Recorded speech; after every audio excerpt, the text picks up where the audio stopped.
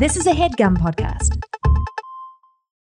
Sometimes when the world feels insane, you can take a little peek inside of Rachel's little brain. All these thoughts are swirling round and round inside. So join us on this journey as we take a little ride. We'll talk about dogs and kids and things. We'll talk about chicks and tampon strings. We'll talk about boys that'll make you cry. We'll talk about death, 'cause people die. Welcome to Broad Ideas. Okay. That's it? Okay. Gosh. Anyways, Matt Rogers. Love him. He has a holiday special touring this month. You should all check out. He's amazing. Check him out. He's a gift himself. He is like a little warm fall latte. Listen, Learn. love. Laugh. So happy to be here. Thank you guys for having. We're happy We to are have having. you. We are having. You will be had. What are you having? What's in the cups? Well, we went a little rogue today. We did. Go on. A cinnamon dolce latte from Starbucks. Fuck off. Yeah. Right? Okay. I know. That's very holiday. I know. It is very holiday. And I feel like, let me ask you something really important. Let's Very. go. Let's this get is into it. actually important. When do you actually switch over to holiday?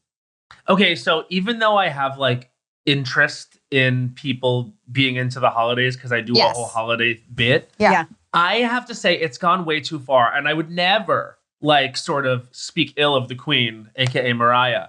But it feels like she dictates when it starts, like she's the groundhog. Right. Okay. And she comes out and is seeing her shadow or not, whatever it is, too early for me. Like, I feel like we're losing fall. Agreed. We're losing November being fall. Like, November is now like almost like pre-Christmas in a way. It's why I call my show Christmas in December, because people need the reminder, it seems. Yeah, you're like, hello.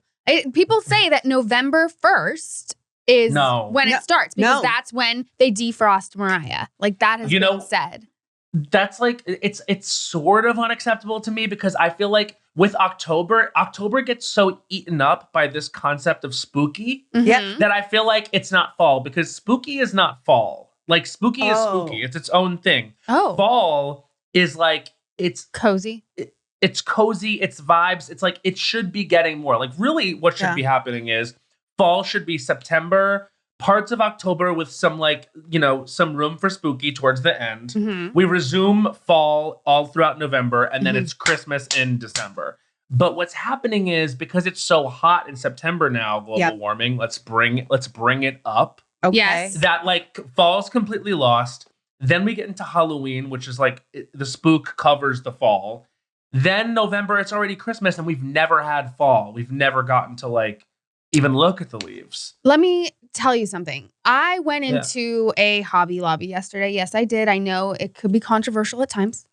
But sometimes you got to do what you got to do. You got to do what you got to do. You want to know why? I want to know why. All it's of their controversial. fall decor, 75% off. Okay. I am talking a $35 wood tray for your centerpiece on your Thanksgiving table was $9. Okay. Yeah.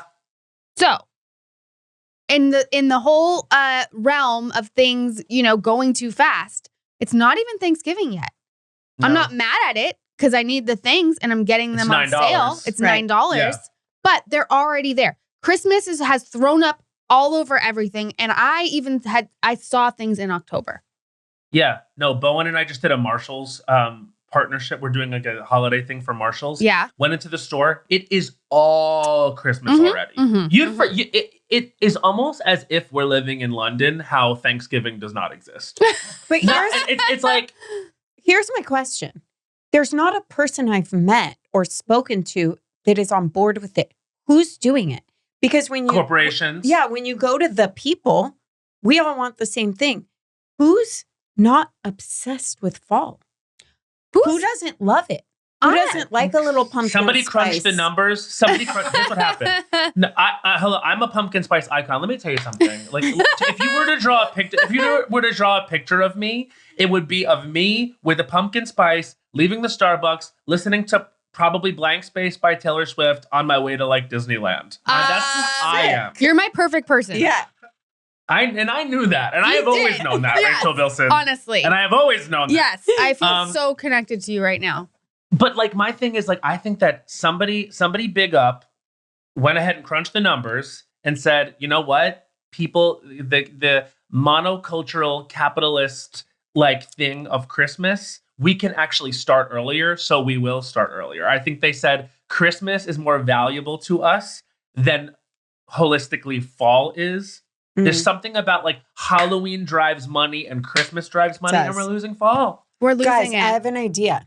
I think we should write a Thanksgiving movie that is set to save fall. Like every Christmas movie. That's the title. Set to save fall. Every Christmas Save movie fall. is like, we have to believe in Santa. We have to save Christmas. Like, I feel now after this conversation, we need to save autumn leaves. Like, and the whole 100%. of it. And that would be a really good and holiday movie. as I've gotten I older, like I really appreciate the holiday of Thanksgiving. I'm not it's my talking favorite. about the historical things that they taught us growing up. I'm not talking about Whatever. that. I'm talking about cooking Yep. and eating and just being with loved ones, friends or family.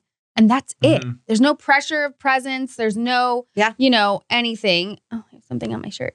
I also fuck up a holiday sangria, and I say holiday meaning Thanksgiving. Like I know it's not hard to do. No, I want to because hear. it's like essentially you just put all things in a bowl. Yeah. I do have a recipe. It's like two full bodies of bottles. Two full bodies of people. Two full bodies of people. Marinating. Oops. And you find out I'm Dahmer vibes. Dahmer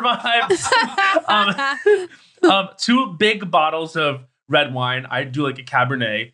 Glug, glug, glug. Put it in there. Chop, apples and oranges. Little bit of triple sec in there. Little bit of your brandy. Kind of go for it. Cut it with some ginger ale. Ooh. Then like let it sit. And I get people so fucked up on this holiday early because it's like, oh yeah, we're gonna have drinks. So I guess I'll have the drink that Matt made. Everyone's fucked up and they get mad at me because they're drunk a little too early, and then I end up drinking all of it. And then I'm like puffy for like a week. Is this with family or friends, or where does this happen?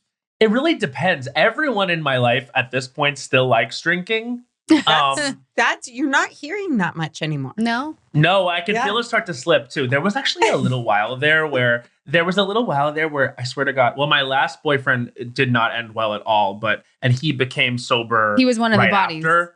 Yes, he's on. I think I was his body, unfortunately. He's now in the sangria. Yeah. Right, Nice but like pickups.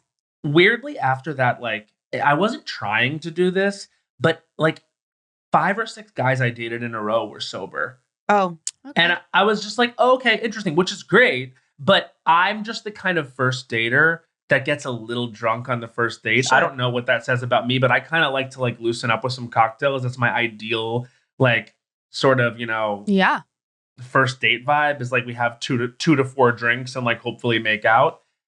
But it was not happening there for a little while, which is fine. I can hang. Yeah. But now I have a boyfriend and he drinks. Yeah.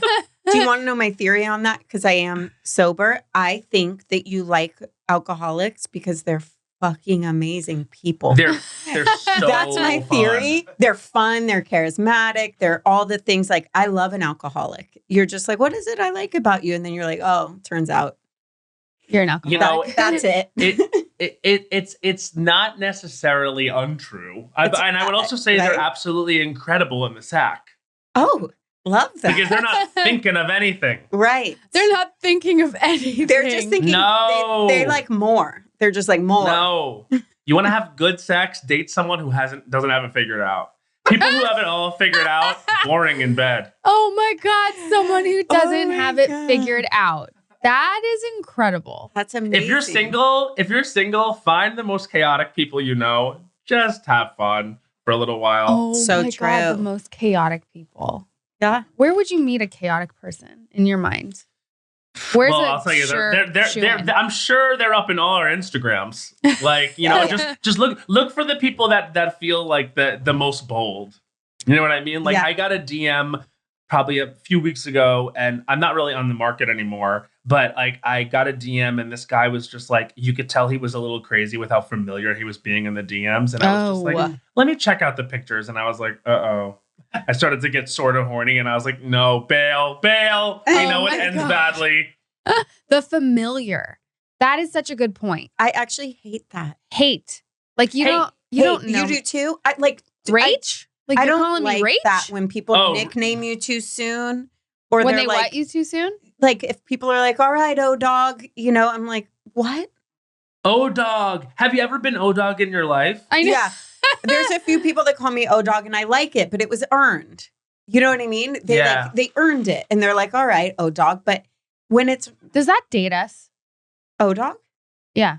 Like putting dog. I don't think so. But I will say there is something vintage about dogs. Right? That's what I'm saying. Yeah. It's Randy Jackson. It's Randy Jackson culture. It's oh Randy. My God. So but even before, wasn't it in like Menace to Society? We're like way dating. Now we're ourselves. really vintage. Like no, I think Menace to Society is really back. I love Menace to Society. I love you. I love you. Yeah, are a very good. See, and I have to tell you that like I was actually pissed off that I couldn't be in person because on our podcast, Lost Culture, Bowen and I don't do guest episodes anymore that are virtual because the vibe is so good in here. And I was like, I hope they still say yes to me coming on, even though I couldn't be there in the esteemed HeadGum Studios where all the greats go. Yeah, it's okay. You are our very best Zoom. As the air turns crisp and the holidays draw near, comfort becomes the best gift of all. Quince delivers layers that last. Sweaters, outerwear, and everyday essentials that feel luxurious, look timeless, and make holiday dressing and gifting effortless. And here's the best part. By working directly with ethical top-tier factories, Quince skips the middlemen and offers prices up to 50% less than similar brands. Honestly, the Quince Italian wool coats are at the top of my list. The cuts feel designer and the quality rivals high-end brands, but without the high-end markup. So step into the holiday season with layers that make you feel good, look polished, and last from Quince. Perfect for gifting or keeping for yourself. Go to quince.com/ideas for free shipping on your order and 365-day returns. Now available in Canada too. That's QUINCE.com/ideas to get free shipping and 365-day returns. Quince.com/ideas. And I also just got my bed frame from there. Right, Rachel? You got your whole bed from there. It's true. Beautiful. Beautiful. The holidays are almost here. And if you still have names on your list, don't panic. Uncommon Goods makes holiday shopping stress-free and joyful with thousands of one-of-a-kind gifts you can't find anywhere else. You'll discover presents that feel meaningful and personal, never rushed or last minute. Uncommon Goods looks for products that are high quality, unique, and often handmade or made in the U.S. Many are crafted by independent artists and small businesses. So every gift feels special and thoughtfully chosen. Uncommon Goods has something for everyone, from moms and dads to kids and teens, or from book lovers and sports fans to foodies, mixologists, and gardeners. You'll find unforgettable gifts that are anything but ordinary. And with every purchase you make at Uncommon Goods, they give back $1 to a nonprofit partner of your choice. They've donated more than $3.1 million to date. So don't wait. Make this holiday the year you give something truly unforgettable. To get 15% off your next gift, go to uncommongoods.com/broadideas. That's uncommongoods.com/broadideas for 15% off. Don't miss out on this limited time offer. Uncommon Goods. We're all out of the ordinary. How are you guys liking being podcast icons? How do you like it, Rachel? Icons.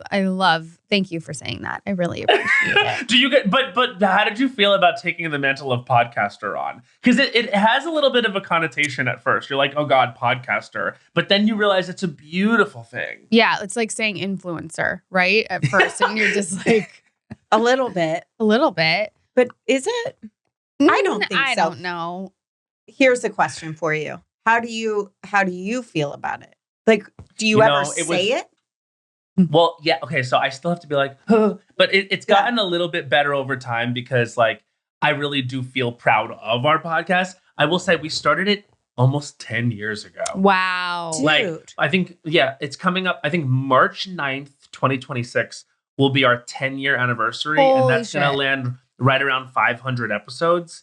And I remember when we started in the beginning, I was like, are we really going to start a podcast now in 2016? Isn't it late? I thought they were done.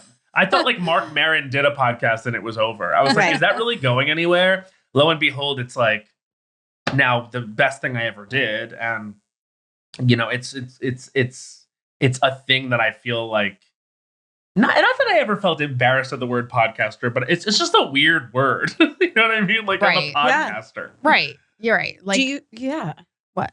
I was going to say, you know what I find weird? That everything I do feels real fucking embarrassing to say.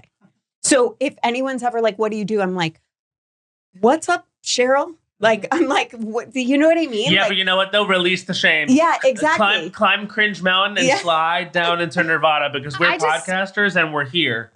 and we're here. I just love that you went Cheryl. Like, I don't that know. could have I'm been the just most always random name. like if someone were to say, what do you do? And you're like, I'm a Hollywood producer. I'm a big Hollywood producer. That's one thing, you know, and I feel this really is good. Sheryl Crow. Yeah. And then she takes it away. She says all her accomplishments. Yeah. I just am All like, the time. you. But I do love saying that I'm a big Hollywood producer because we feel like Muppets when we do that. We feel very like, haha, No, she's Muppets Take Manhattan. Yeah. Every time she You says guys it, are I'm very like, that's- Statler and Waldorf. Oh, That's who we are. We've always I know. said it. You know. Are you guys see us. bolted to those seats? Yes. You find out you're being operated? We're like, that's how Bowen and I feel all the time too. We are. That's I just feel really seen and I appreciate you. Thank that- you. Hey, listen. That was us far before we had a podcast. We would send each other pictures of that every time we would side text about our friends. We would send each other those pictures because we'd be like, that's us. So you were already commentating, just not before mics. Who isn't commentating though? If we, you know, like if you really think about it, who doesn't? You know, I want. If you're not commentating, what are you doing? What are you doing? Can we talk about this? This is serious. I really want to know your opinion on this. How do you feel? It's like an issue. How do you feel about talking about others behind their back? What are your parameters? Like literally, give it to us. Here's the thing. It's going to happen either way. And I feel like if you're talking about someone behind their back, it's interesting because I recently found out that I was a topic in my like extended group of friends and I was not a part of it. And I was just like, I kind of came around to the fact that I was like, look, we're in a group of friends. We're going to talk a little healthy bit of shit about each other, probably because it's probably based in some care or concern. Like if I didn't give a fuck, you would never come up in my life, in my mind, in my thoughts, you know, but like recently, so I'm just going to be real about this. Yeah. The topic of whether or not, I love that you both got your sips at the same time. You said, oh, he's getting real. Here we go. Take a sip. Wet the whistle. The topic of, you guys are so me and Bowen. It's funny. Do you guys ever like make the same noises in response to things like the stimuli? We finish each other's sandwiches. That's what she was probably going to say. But anyway, the topic of whether or not one of our friends is vaping too much came up. Oh, okay. And thoughts? And this has become a real thing amongst like people I know that like would rather not smoke cigarettes, but so they got into the vape and it's so much more addictive. And I have to tell you, someone in my life just had to go to the doctor about it. And the doctor was basically like, listen, you want to die? Keep vaping.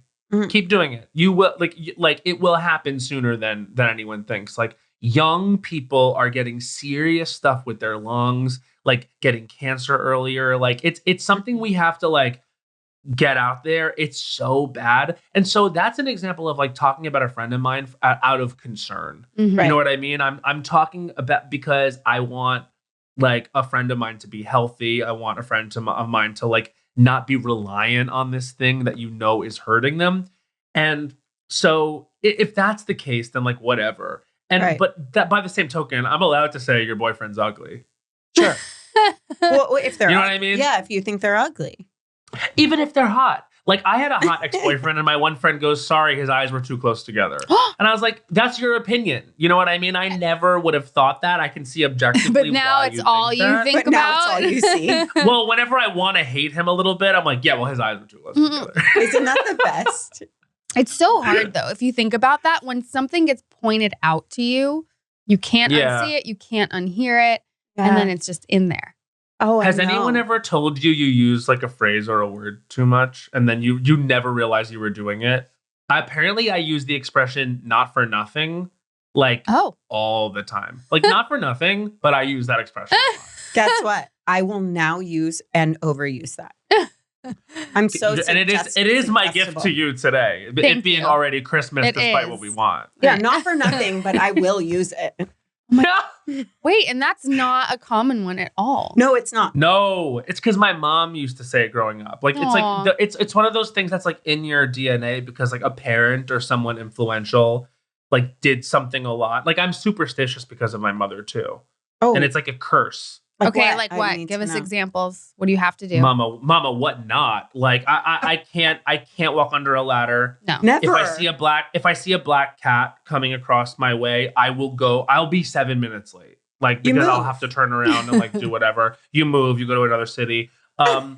This isn't a crazy one, but like cracks on the street, like I don't step on cracks. Like I will sort of skip over them. Yeah. What else? I mean, cracked mirrors, certainly not. Very traditional. Like so you're very... I'm with you so far. Then there's a weird one, and tell me if you've ever heard this one. What?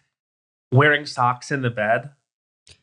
I mean, I just can't do it, but I didn't know it was a superstition. I didn't either. What's the deal? The thing? The boogeyman will come out of the closet and kill you. I don't want that. You know? Who does? I don't. Some people, real kinky people.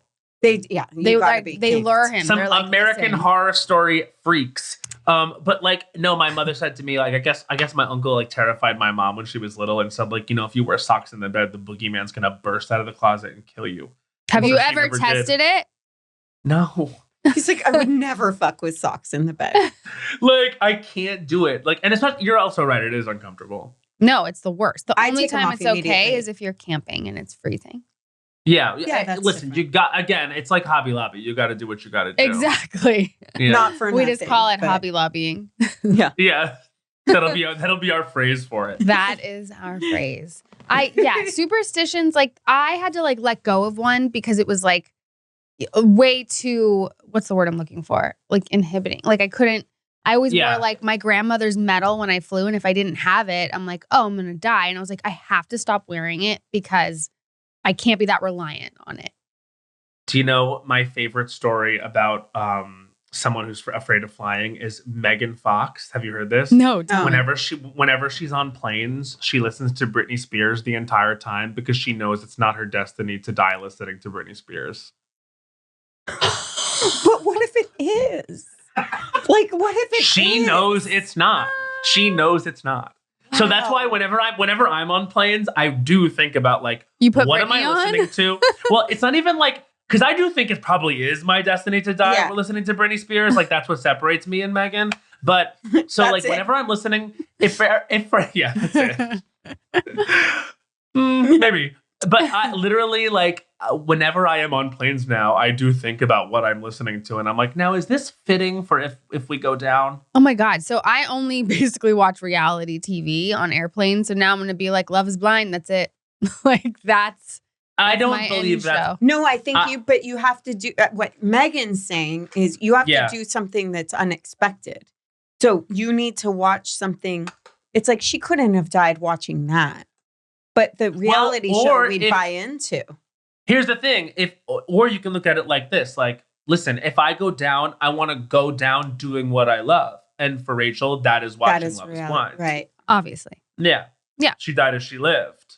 She died as to reality television. That is, I love unable to look away. Gosh, that's got me thinking. I know. Now I'm going to be thinking about this. I know. And this is the curse that was placed on me by my mother. Thank you for sharing. Well, listen, that's how curses work. You have to pass it on. Yeah. Didn't you see Smile and Smile too? No. But I heard that's what it was. Do you knock on wood every time you say something that... Okay. We all Everyone, take a moment to knock.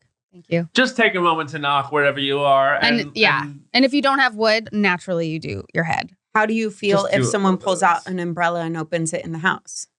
I feel horrible about it, Olivia. I don't feel good about it at all. Especially because, like, probably it's wet. Yeah. I just feel like umbrellas, like, should be staying outside the house. Like, you know what I'm saying? It's like... don't bring it in. I don't, like, it's like you were saying, like, I don't want any of these things to be debilitating either. But, like, I have one of those, like, anxious minds. Yeah. That, like, did you guys see Inside Out 2? Yes. No. So like, yes.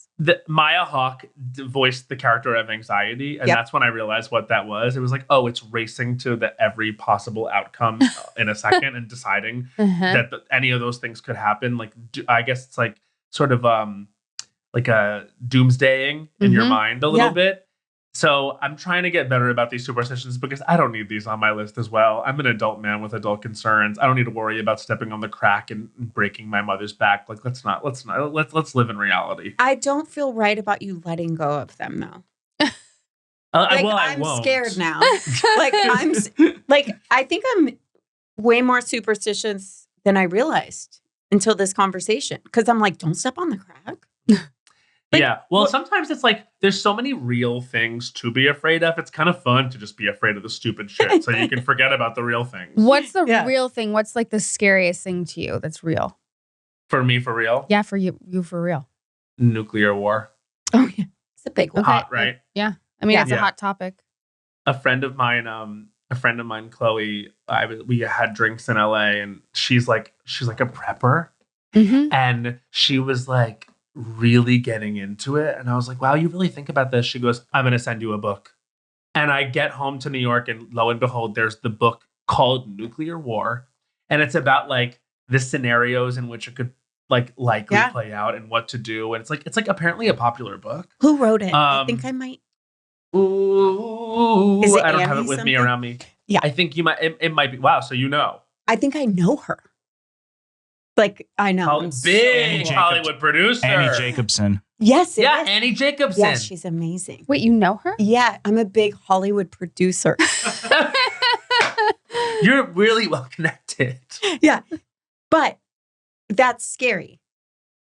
It is so scary because I think it's like, okay, so. Have you doomsday prepped yourself? No, I can't. I could barely prep my own life. Like I can't, especially because like if I start thinking about it too much, I'll be like, like I'm the kind of person like when I was a little boy, like not a little boy, but like, you know, in middle school, like we had like a sex ed class and it was the first time I learned about STIs and they were showing like pictures of what could happen if you got an STI or whatever. And I passed out in class and didn't wake up for like 2.5 hours. What? Are you serious? Because I was like, oh my God, I can never have sex. Or, and then I just like literally had to lay my head on the table and went white. And they were like, okay, Matt's having a problem. Like now I can look back and see that I always had like an anxiety issue. But that was what happened to me. Like I would always get really preoccupied about stuff. So now I just have to have lots of little things going on to, you know, like keep condoms at bay. Never condoms. Okay. I mean, come on, I'm still a gay guy. I've never worn condoms. He's like, but I have to kiss the wall 3 times before I, you know. But not a condom. No, when I get even a little bit horny, I don't think about anything. Right. It's all out the window. Oh, yeah. Oh my God. Where did you grow up? Long Island. Oh, where? Don't leave. I grew up in Suffolk County in Islip. I lived on like the South Shore. Islip, sure. Yeah. So you know it. I do know it. I spent a lot of time in Kings Park. Let's go. I used to race against them in track. Really? I was like a big track athlete. I was like a cross country and track kid. So oh my God. They were in our division. Yes. Amazing. Yeah, I know on the train when you go, Islip's an exit. Like I know all the exits from the city. It sure is. It sure is. So what do you go out to like out east? Yeah, so my daughter's great-grandmother, who recently passed away, lived in Kings Park. I know, she was 99, which is amazing. That's outstanding. So sick. I wonder, it's like, do you want to get to 100? Or are you like, nah, let's leave them wanting more? Exactly. But it was unexpected. But in hindsight, looking back, I mean, if you're going to go, you just literally just like die out of nowhere and you don't even like know or have to think about it or go through anything. That's the best way to do it. I mean, if you really think about it, even though it's so sad, but yeah. Anyway. Yeah, I'd rather have a submersible death than have a full-on plane crash because you go down the whole time. I don't like the plane crashes. No, those I think are that's my biggest. That scares me more than nuclear war. So Jennifer Lawrence was just on our podcast and she said that she was on a plane one time and they had double engine failure. What? That's not okay. What happened? So one engine went out. Yeah. And it was like really concerning. But her friend that she was with was like, don't worry, because actually planes only need one engine. So as long as we have the one engine, we're fine. It's like a kidney. and then literally, it's the engine of the plane's kidneys. Yeah. It's a rule of culture.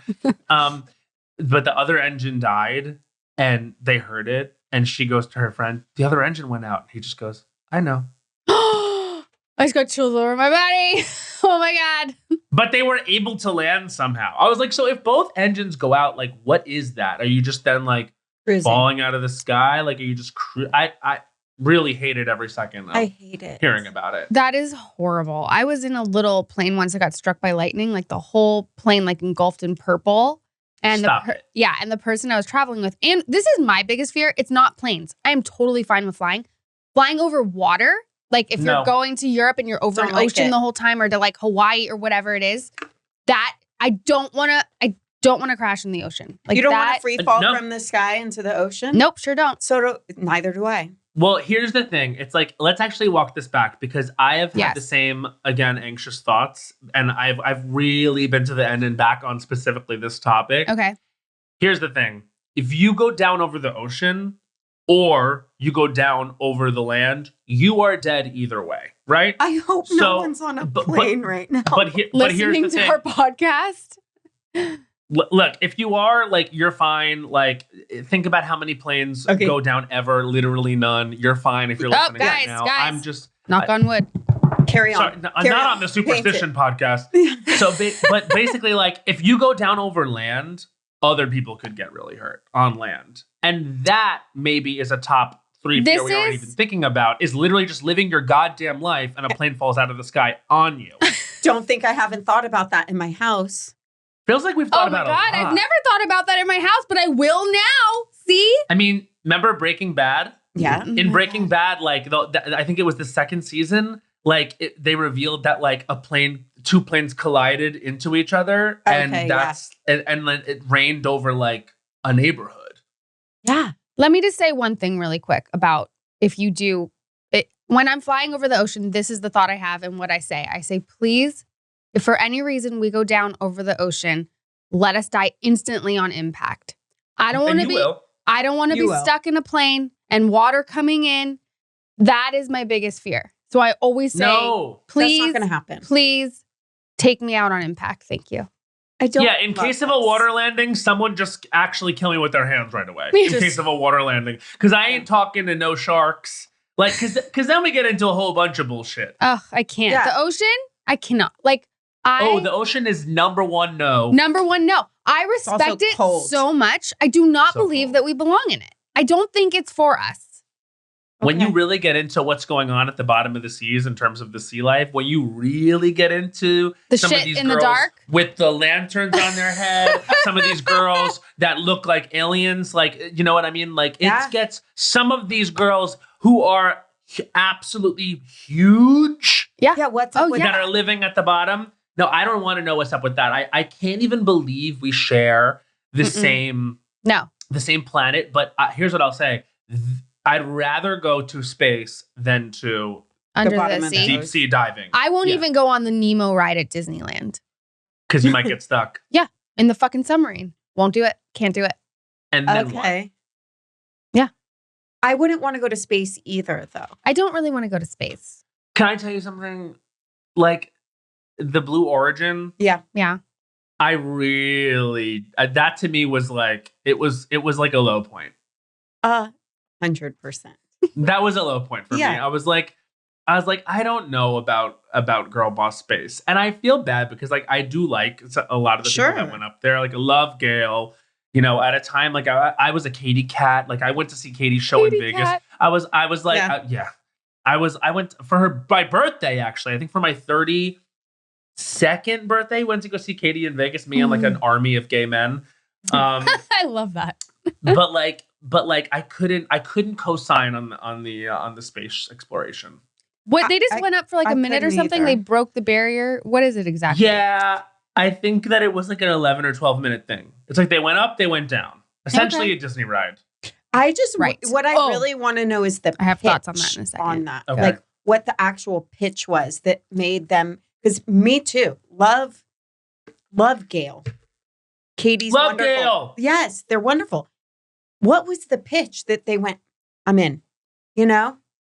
I can't imagine it in my head to be like, that sounds like a good idea. But would you have done it if you were asked to do it? I would never do it. I don't even like going on a plane.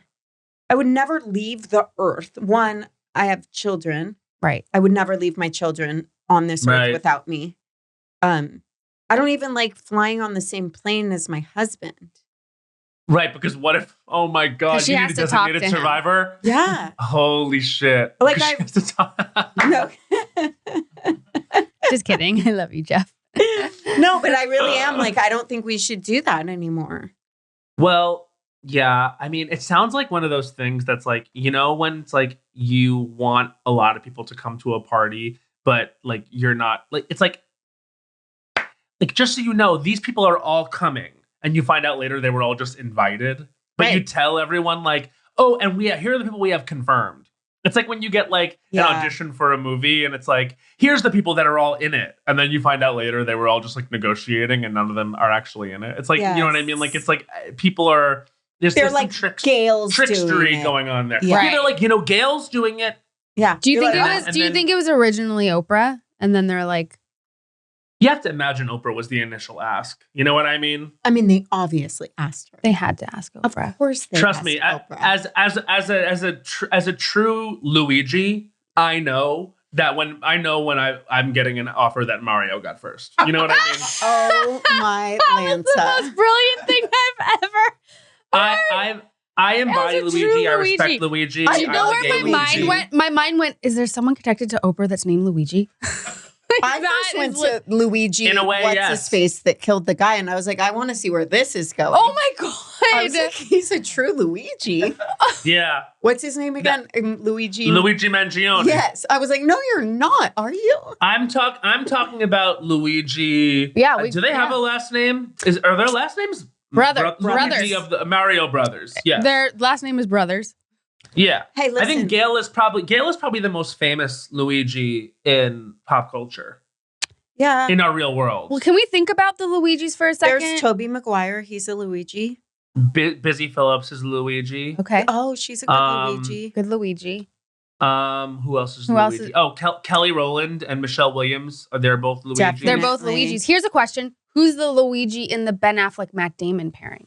Good question. I think that Ben started as the Luigi. I think just for height reasons, and also because like Matt was the star of Good Will Hunting, He was. and I think he was the initial like movie star. Mhm. But here's the thing: sometimes Luigi does eat the Mario. That happens a lot. That happened with Dakota Fanning and Elle Fanning. You know, Elle Fanning was the Luigi, and she became Luigi. Superseded Mario. Mm.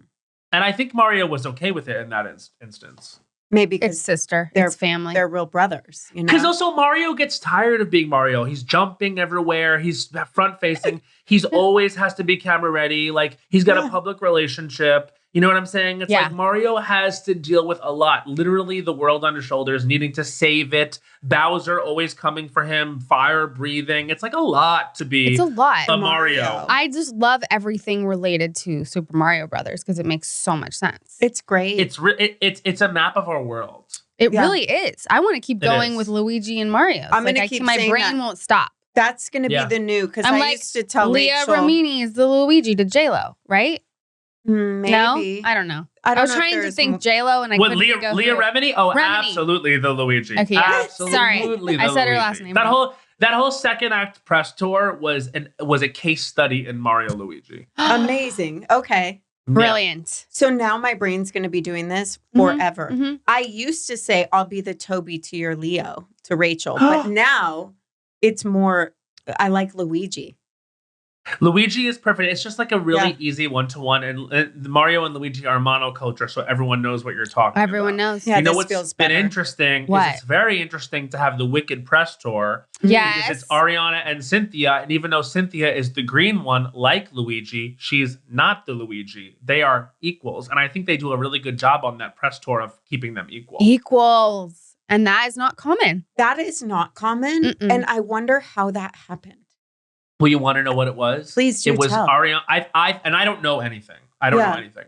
But I think because Ariana is such a Mario in her own life, I think she knew in coming there that Cynthia's probably such a Mario in her own life. But if you actually were to look at who's the bigger star naturally, it probably is Ariana. Sure. Mario, Ariana. I mean, let's think about this.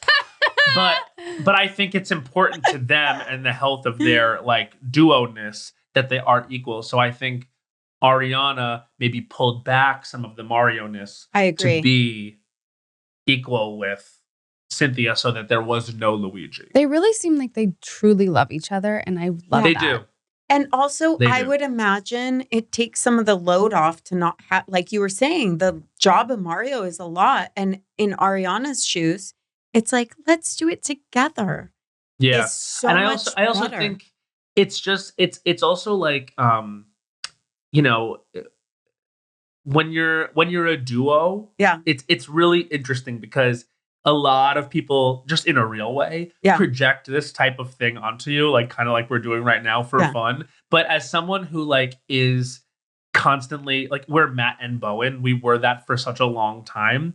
But then obviously with life, like you get taken in different directions and people get certain opportunities and whatever, it becomes this thing where you have to really communicate with each other and make sure that what you have in the friendship, like I'm sure as you guys know, is super clean. A lot of communication, a lot of value, and a lot of saying the things. Oh yeah. To make sure that idea doesn't seep into what's actually real, which is your dynamic together. That's right. That's just an external idea.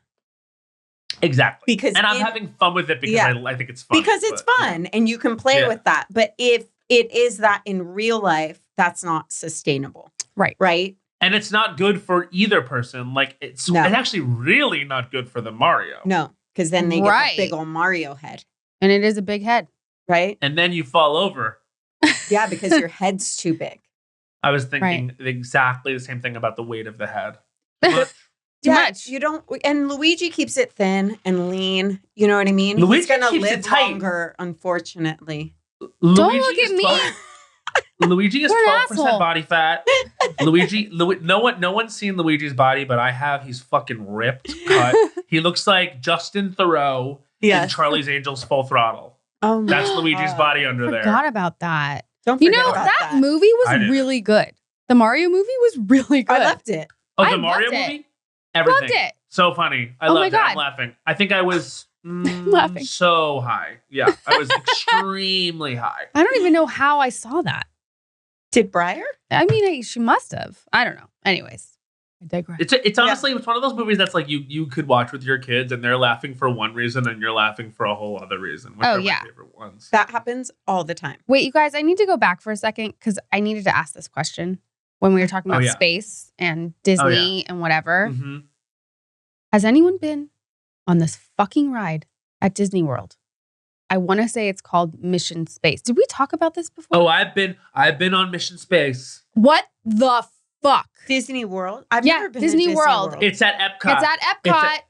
So here's the thing. You go to Epcot, you're like, I'm going to have an amazing time today. Probably you go have a couple drinks at the countries. If you're like me and my sister, you're in when Germany. We were in our 20s, we went and we did the drinking around the world, which is like so...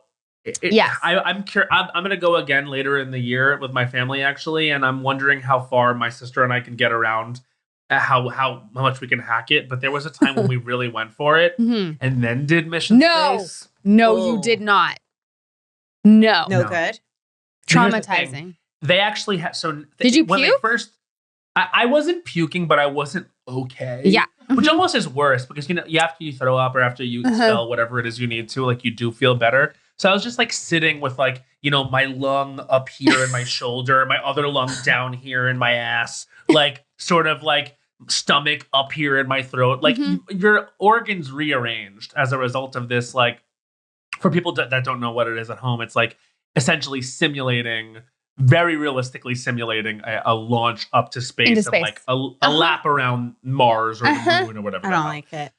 So they had to create like a weaker version of it. There's like, I think you can do like a green version or an orange version now, and the green one is less intense, and the orange one is like. By the way, I love crazy one. How knowledgeable you are on this ride because you really help. Well, here's the sort of sad and scary thing that I am public and unapologetic about. I'm sort of like a theme park person. Love it. Like I'm familiar. I have the language for this. Yes. You were the perfect person to talk to about this. When you grow up on Long Island and like I'm from a very middle class family, like I never went to Europe. I never went skiing. I never did any of those like nice vacations, but my parents could afford, because back then you actually could afford a Disney vacation if you were a family of 4. Right. Now you can't. But we always would go to Disney World, and like that was like sort of what got my wheels turning and my imagination going, and that was like our family's thing. So now I like to go on about a metric ton of mushrooms and like laugh at things. But yeah, no, the Mission Space of it all was big news for Disney people when it came out because it was fucking people up. They give you a warning. They're like, if motion sickness, don't do it. Like it's so intense. I've never hated a ride. I've never hated a ride in general. I despise. Why is it still there? Why does it exist? I think it's still there because it costs so much money. That's a good reason. It costs so much money because it's like literal, like what they actually use, I think, to simulate flights for aspiring astronauts. Oh, like, really? I think it's like, it's like there's like a centrifuge, and like it's the way that they do it. It's like you get in these pods, and essentially they spin you like extremely fast around like a center of like a centrifuge to like make your body feel like it's being launched to space. Like it mimics. Doesn't that sound like the worst thing you've ever heard? It actually does. Wait, what's your favorite amusement park? Oh, probably. Well, I liked Universal Studios because I liked riding the movies. Yeah. Well, now it's like it's kind of iffy because it's like whatever, like But you know what I love? Hershey Park is fun. Where's that? Hershey? Hershey Park in Hershey, Pennsylvania. There's like a lot of roller coasters there, and it's I'm surprised you haven't been there. Cute. We do Kennywood in Pennsylvania. Oh, okay. I love it. Yeah, that's actually my favorite. You know what I love, guys? Park. Dollywood. Ever been? I've never been. What? Field trip. Fucking. Can I ask a question though? Yeah, please. Am I safe there as a gay guy? What? Why wouldn't you be? Well, he's saying it's in like Pigeon Forge. It's in Pigeon Forge. Correct. Does Pigeon Forge sound like where a gay guy who doesn't use condoms goes? I hope so. You know what I mean? I just feel like Dollywood. I hope I could go anywhere and have the boundless raw gay sex that I have. But I just don't think I can, Olivia. I don't like Wait, that. did you read that Nate Bargatze? I'm pronouncing everyone's name wrong. Bargatze? No, you did great. Bargatze. Bargatze is opening, because Opryland, because we're talking about Tennessee and theme parks, closed a long time ago. He's opening a place, I want to say, called Nateland. Is he really? Okay. I don't know if it's called that, but he's opening up a theme park in Tennessee. How do you feel? Nateland is crazy to me. Can I say, all respect for anyone succeeding, but sometimes there's someone that just completely takes over that I'm like, what? But and wouldn't he, you? To me, is one of those people. Would you open up your own theme park if you could? 100%. But you I wouldn't don't call it. I think it takes a It'd be certain called kind Luigi, of person to be like, Luigi's yeah, Lair. it'd be called Luigiville. It would be, and all the rides would be themed after famous second fiddles. You're gonna love the Kelly Rowland Drop Tower. But no, I don't. Happen.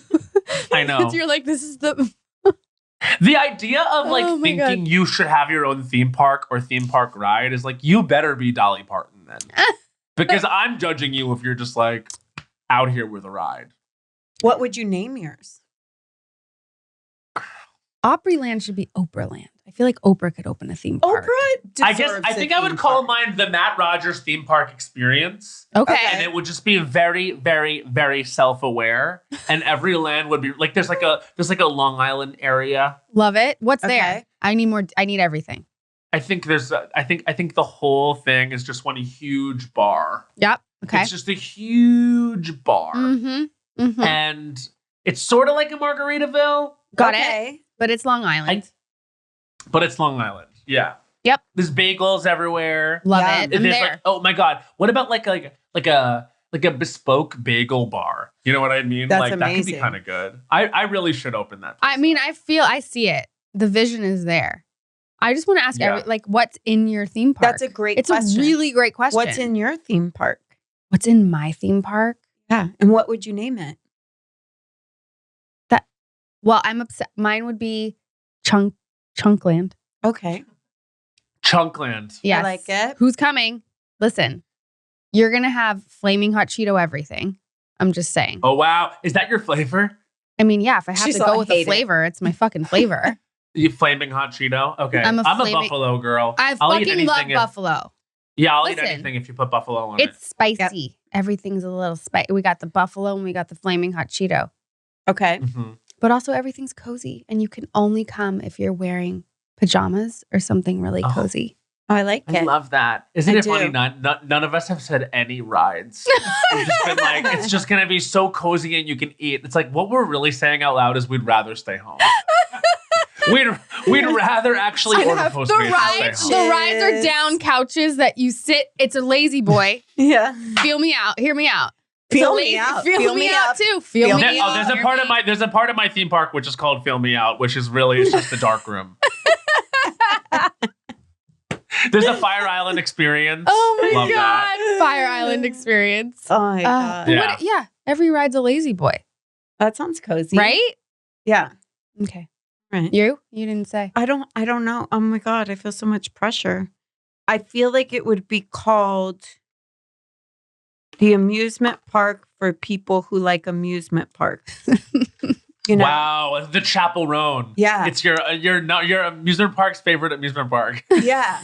That's what it would be. And so you go there if you like amusement parks. And then everything is food-based. Yeah. I would say for sure lots of Mexican food. Everything's a taco. Everything's like for her. Everything's Mexican. Mexican. Are you a taco queen? I am. I saw a thing on Instagram I sent her. There was like a Taco Bell belt that had like a taco holster. And I said, I found your Christmas present. I like it. Oh my God. Yeah. Yeah. Uh-huh. Yeah. So like people would ride a taco. You know what I mean? People do ride a taco. Yeah. You know what I mean? Let me tell you. The pink taco. In Feel Me Out land. In Feel Me Out land. The pink taco. Oh my God. That's right. That's right. Yeah. I would. Yeah, that's tough. We have to think of at least one. You know what? I probably would. I did. Mine are lazy boy, but it's a roller coaster. But you're strapped into and mine's a taco. Recline. You ride the taco. The reclining roller coaster.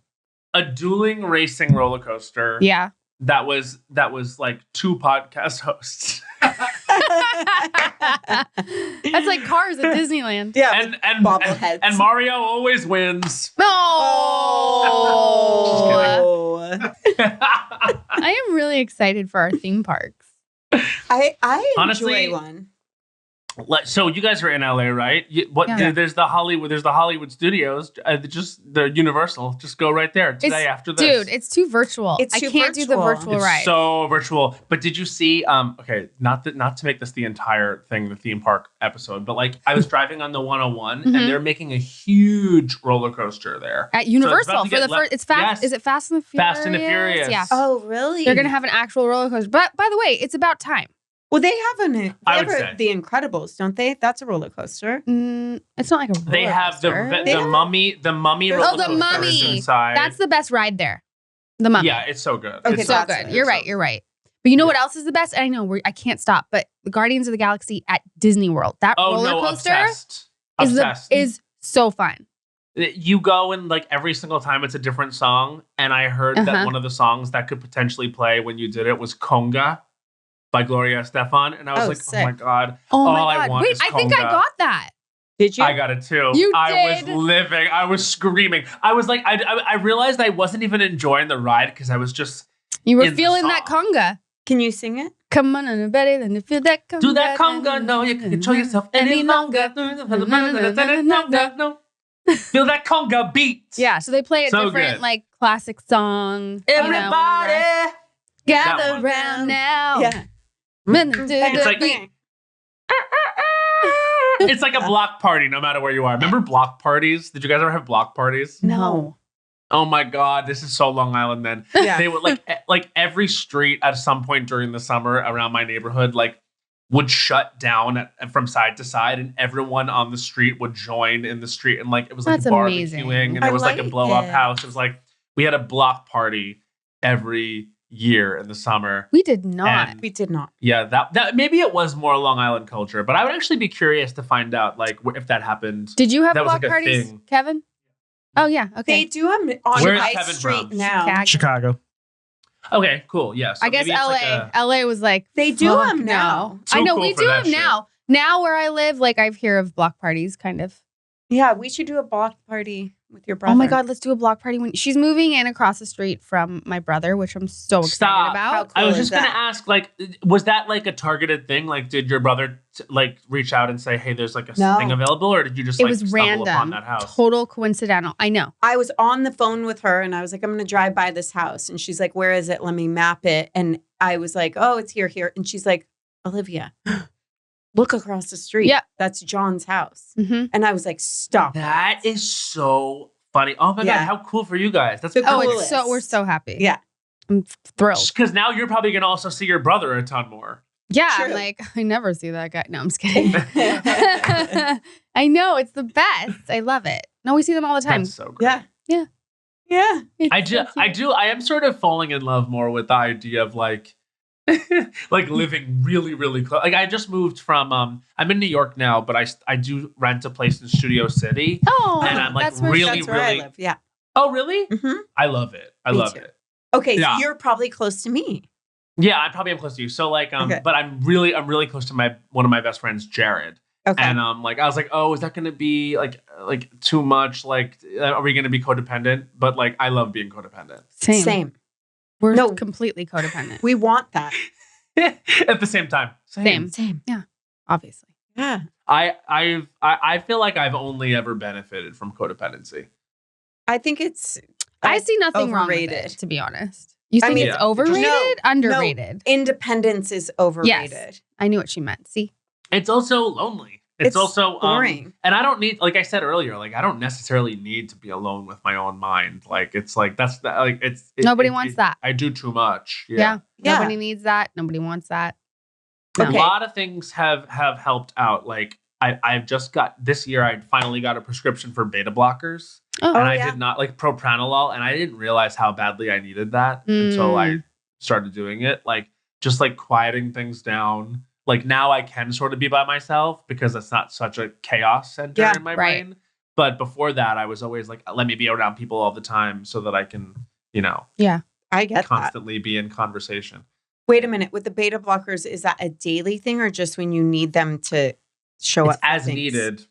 It's Okay. like if I guess I didn't ever really realize like that the feeling of anxiety did not need to be accompanied by like exasperated agita in your chest. Like whenever I get that feeling now where like it's like sometimes your body when it gets stressed will then cue you to get more stressed. Yes. Because it's like, oh, I'm experiencing an anxious feeling and now I can actually physically feel my chest starting to, get a little weird, and that cues me to think, oh, you should be stressed out. It's time to panic.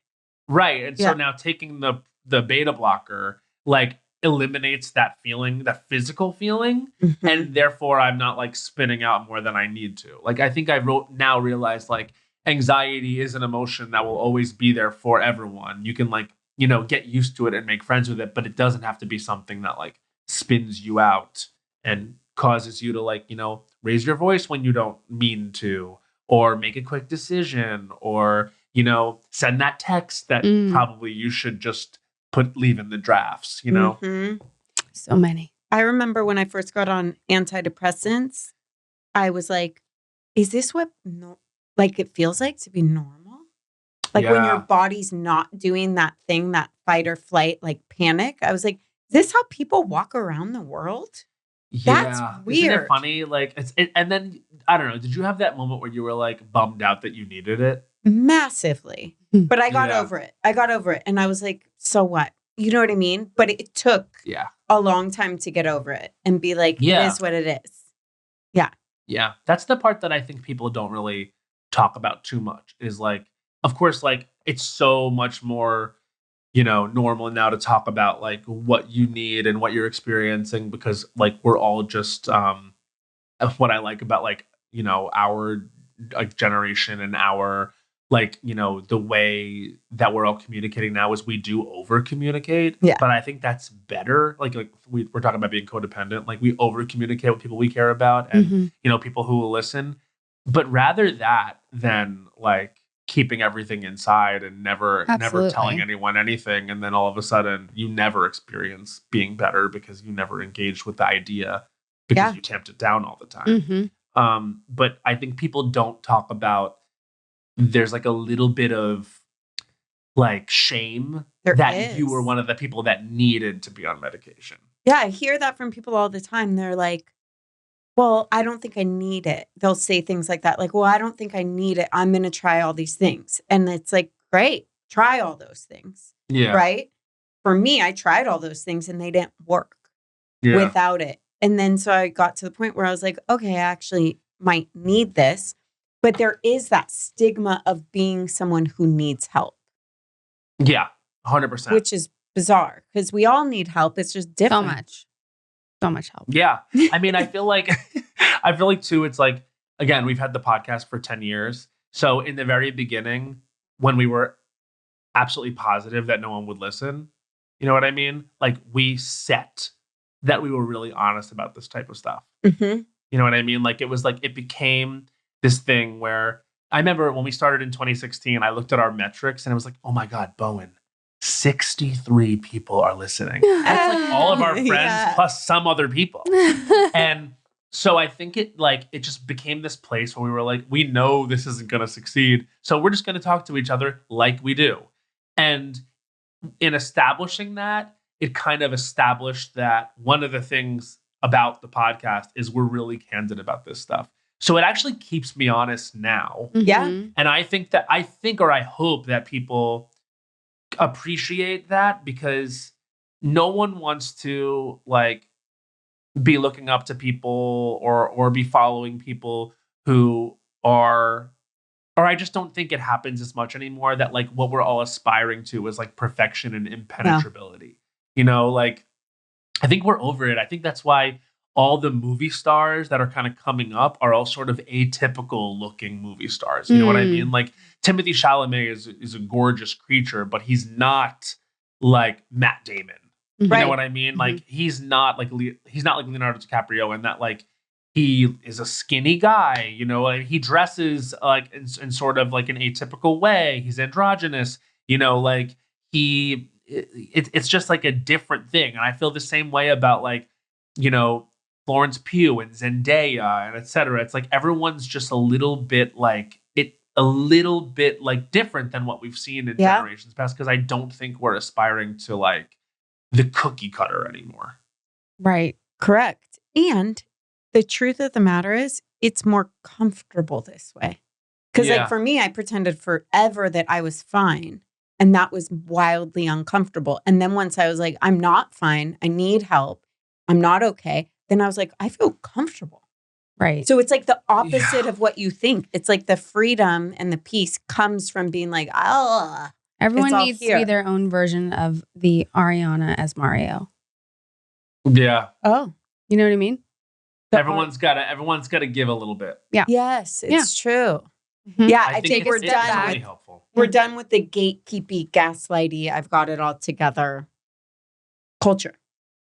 Yeah. I will say, like, I think that I get scared sometimes, though, because I think that what's kind of back, like, obviously, ultra thin is, like, happening because of, like, you know, all that stuff. But, yeah, Ozempic. But, like, even with, like, pretty much everything, I get a little nervous when it feels like the culture slips back. Like, I feel like, you know, with the political landscape right now, it feels like we're just slipping back a little bit. And so I don't want to see, like, standards of beauty and body stuff slip back too. I just hope we can keep the versatility and the diversity in the conversation as aspiration, because I do think we're in a little bit of a weird spot with that. Oh, do you? I know. I can now is when I'll censor myself. No. But yeah. I think we're in a weird ass spot. Beyond. On all levels. It's just weird. That's why we all just need to open our theme park in our little community. No, and I've been thinking about it more, and I think we just need to combine all three of ours and it be one. Yeah. And that way we cover it all. Because I think we'd all make really good decisions together. We clearly really do. We can be super codependent. Guys, I figured it out. Codependent theme park? No. What? You can only come with your codependent person. Everything is a 2-seater. Enjoy the fall. And then you fall on the roller coaster and into we a brought bunch it all of back. leaves. Yes, let's all. You know, brown. I love crispy. enjoy the fall. Enjoy the fall. That's really good. Also, because, like, can I tell you something? You know what I could not fucking get my hands on all this fall? What? A pumpkin beer. What? Why? I couldn't get my hands on one. I don't know. First of all, LA, whenever I'm there, just you can completely like fuck off if you want any fall themed or Christmas themed thing. They don't do it. Whereas in New York, like usually you can get that, and even they were lacking. I was like, where can I get my pumpkin beer with a cinnamon rim? I can only have one, maybe two, because I will have 5. You have to stop me or I'll be puffy for a week. But I didn't even get that opportunity because I didn't see them. That sounds so good. I'm really, I feel like I'm putting it out there for you. I think one is going to come your way. I just feel like you're going to come across. I think you need. Three. I did say on the podcast a few years ago, I complained about this. I was and like, then you got the pumpkin beers. Yep. Yeah. Got sent so many. Yeah. Like, this is the only reason you're bringing it up. You're like, where the fuck are my pumpkin He's like, beers? I want my Do you pumpkin think beers. that your listeners are the type of people who would be charitable enough to send me pumpkin beers? I'll send you some, Matt.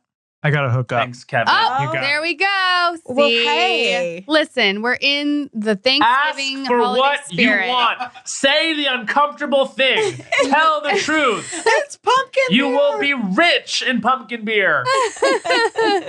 Oh my God, amazing. This has been the best ever. You are fucking wonderful. You really I am obsessed with you.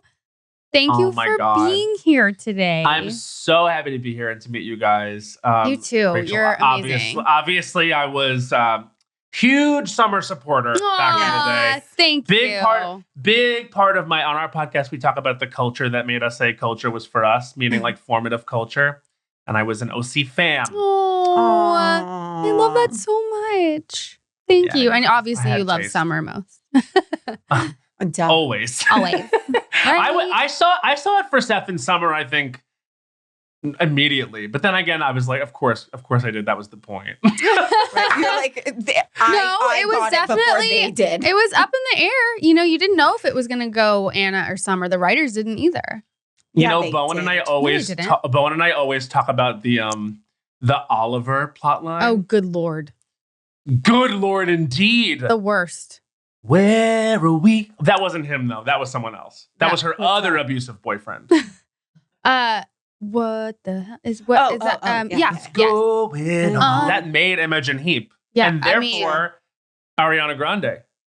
Wait, how are you linking that to that? So, Ariana Grande's #1 artist is Imogen Heap. What? What do you mean? That's who she's obsessed with? That's who she talked. It says it's like between her and like it's like her, Celine Dion, Mariah are like her like North Stars. And if you listen to her music, there is a lot of like vocal comping and stacking in the way that Imogen Heap does the same thing. She even covers Good Night and Go on a couple albums ago. Know that. Yeah, she has cool. her own. She has her own song called Good Night and Go, and she samples Imogen Heap. That's so dope. I think if Imogen Heap doesn't appear in the OC and blow up in the way she does, maybe a young Ariana Grande never knows to explore her and never becomes the Ariana Grande that we know. Whoa. And she is the queen. Whoa. This is culture in conversation. I love it. I love it so much. I could do this all day. We could, She said, but I'm not going to. So. No, she goes, I gotta go, even though we've loved this. We've really loved this, but I have to pee. Okay. No, you're incredible. So, you know, we talked a lot about some dark stuff. Yes. Like, we really went there. Mario. Well, yeah, that's even better. And I do want to get to that. I want us to do more Mario Luigi's because that's like such a fun game. But I just want to say, that doesn't everyone kind of go there sometimes? Like, we were just talking about it all very openly, right? Yeah. Oh, yeah.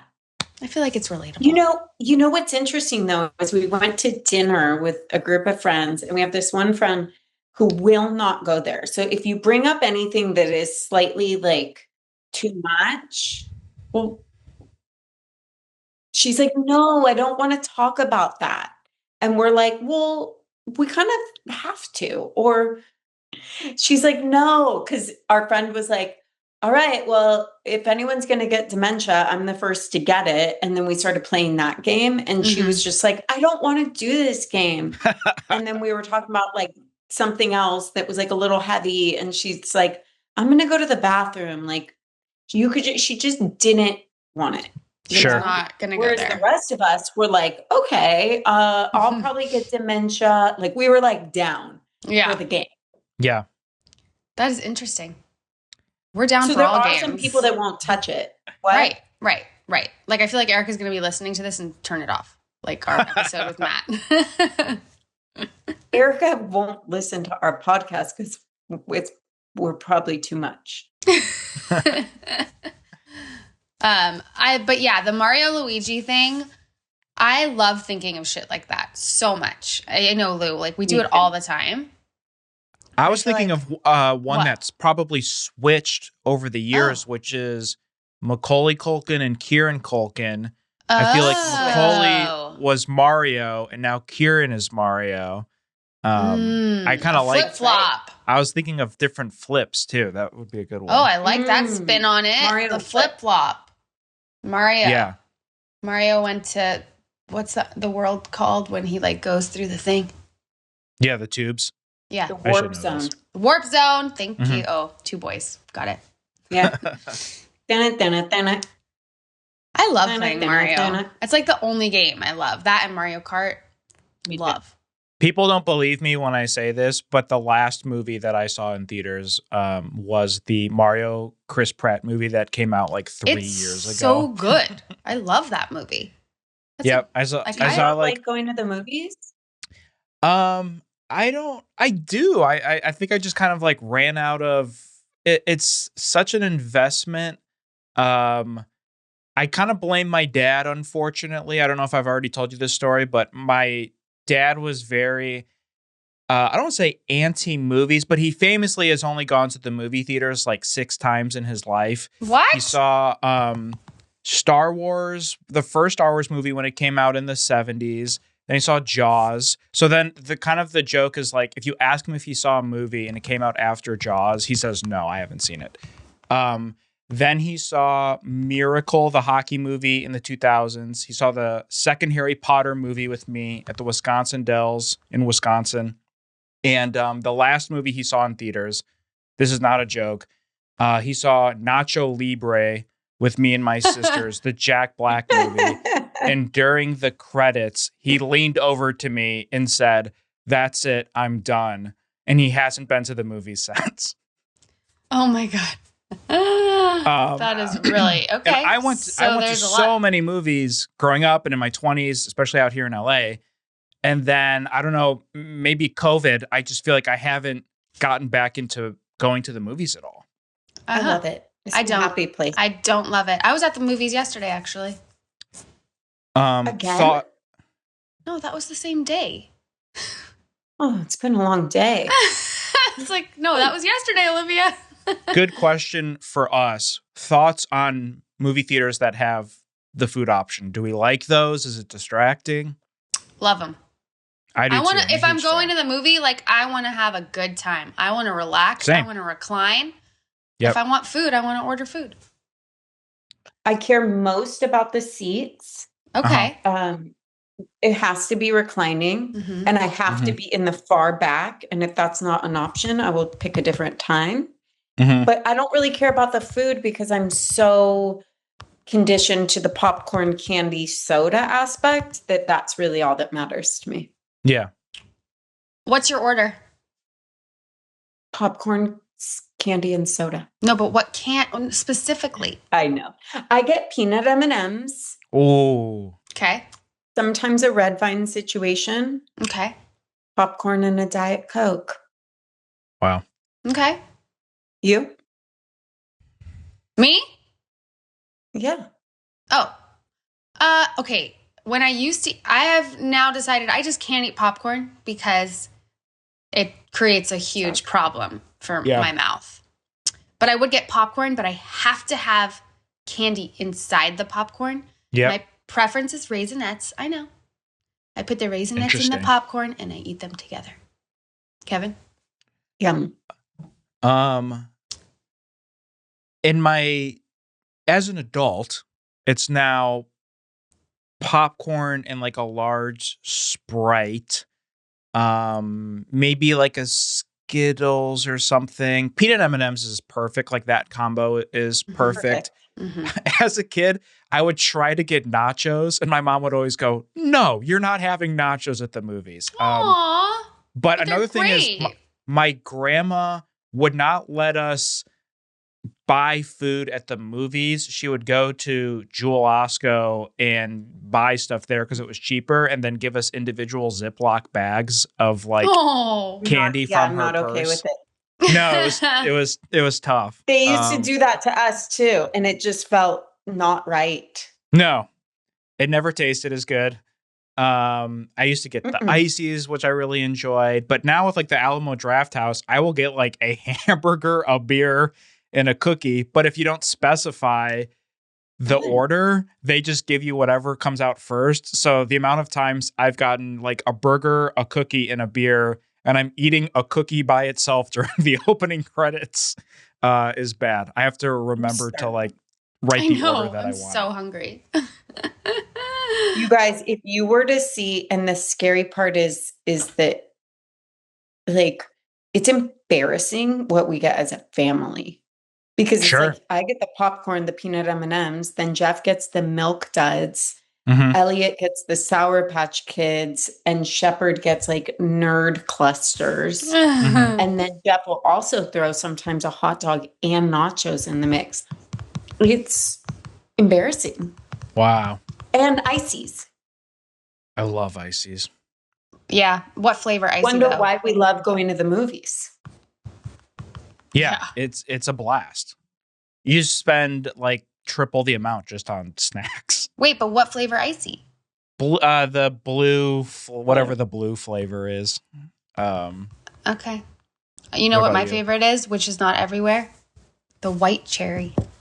I like that one. That's my favorite Gatorade flavor. The like Arctic cherry. There's like a white one that's a cherry flavor. Did you guys sneak into movies as kids ever? Like get a ticket for All one the and time. then go see something else? Yeah. Yep. I think I did it once and I was very paranoid I was going to get caught the whole time. And I don't even remember what the movie was for. But I wouldn't. I'm a I rule used to do it follower. all the time. Yes, of course you did. I remember my dad used to put a blanket over me at the drive-in. He would just hide me. wow. That's awesome. Yeah. I loved I love thinking about I used to go on like movie theater dates because that's just like the only place you could go basically without your parents. And I remember going on a date with someone date is doing heavy lifting. In 7th grade, it was more just like, hey, do you want to go to the movies this weekend? And she was like, sure. And I was like, oh my God, I'm basically married. And we saw the Tim Allen movie Wild Hogs. And it's like him and John Travolta on motorcycles. And I was like, I guess this is love. And nothing happened. And that was the end of that date. Wild Hogs. Let us know you know what we should start doing? This is like a novice podcast. I don't know why as a producer I didn't pitch this 12 months ago when I started working with you guys. Let us know your favorite movie theater experience in the comments. There you go. Yeah. Thanks, everyone. Thank you. Bye. Bye.